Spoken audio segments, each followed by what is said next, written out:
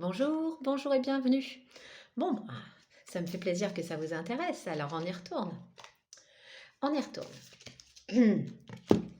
Au hasard, une émotion, un état émotionnel déséquilibré d'un des 38 états émotionnels que le docteur Bach a trouvé dans ces fameuses fleurs des champs.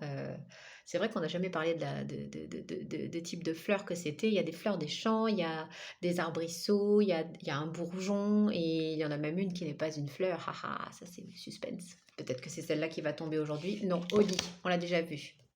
Suivante. Sweet Chestnut, bah oui, forcément. Chestnut Bud, ah. Alors,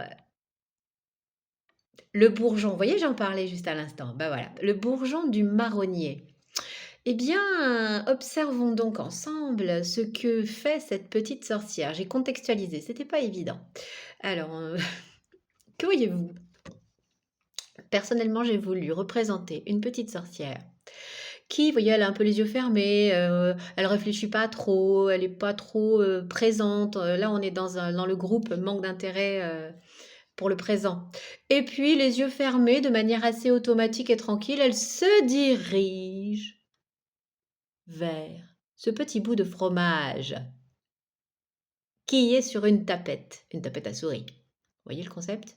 La la la la la. Aïe! Oh, je le savais! Je le savais! Pourquoi je suis retournée prendre ce fromage sur cette tablette? Sur cette, sur cette tapette? Ben voilà, tu t'es fait mal. Deuxième fois.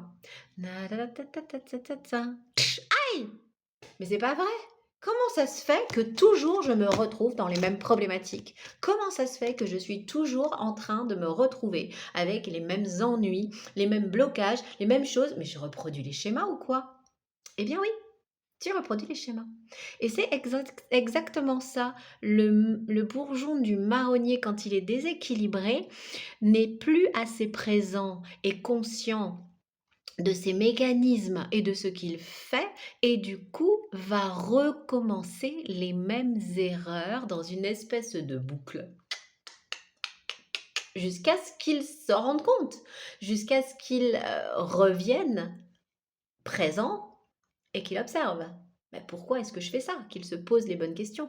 Et le bourgeon du marronnier va aider à venir mettre de la conscience et de la présence dans les actes du quotidien, pour ne plus être en pilote automatique et pour ne plus se laisser guider par des réflexes ou on va dire des autoroutes neuronaux que le cerveau a l'habitude de prendre, même si à chaque fois ça nous amène à la panne sèche ou à tomber dans un trou. Voilà. Donc, c'est une fleur d'apprentissage. Elle est utilisée notamment quand on a besoin pour travailler, pour apprendre quelque chose. C'est parce qu'elle permet d'être en présence hein, et de bien recevoir les infos et de bien observer ce qui se passe pour que qu'on ait un petit peu tous les sens, j'ai envie de dire, qui sont opérationnels pour tout capter hein, et pouvoir le mettre dans la mémoire.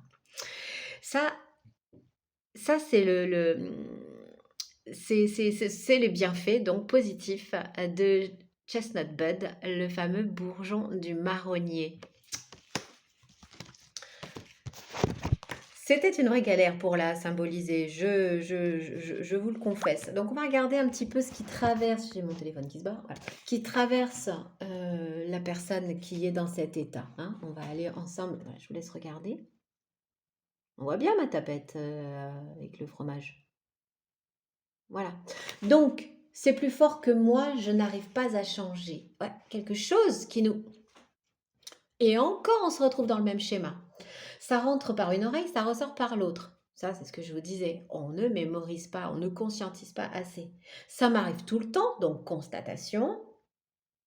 Et je fais toujours les mêmes erreurs. Bah ouais. Reproduction. Donc, grâce à l'élixir du docteur Bach, le marronnier, le bourgeon du marronnier, on va pouvoir apprendre de nos expériences en étant justement dans l'hyperprésence dont je vous parlais, l'hyperconnexion à nos actes et à nos fonctionnements et à nos mécanismes. Elle nous va donc nous permettre d'observer, de comprendre les schémas répétitifs et du coup, on va gagner en perspicacité et en sagesse. Favorise les apprentissages et c'est une merveilleuse alliée pour sortir de la fameuse boucle et pouvoir continuer le chemin en ayant appris la leçon. Voilà.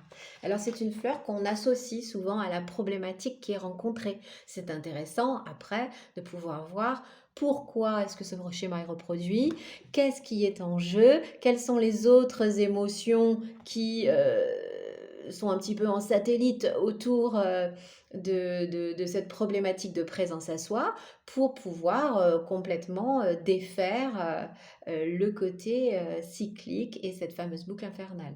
Voilà, donc c'est une fleur qui est très efficace et qui se prend souvent assortie des fleurs de la problématique rencontrée lors de la reproduction du schéma. Voilà. Bon, eh ben, écoutez, je vous souhaite une belle observation et je vous dis à plus.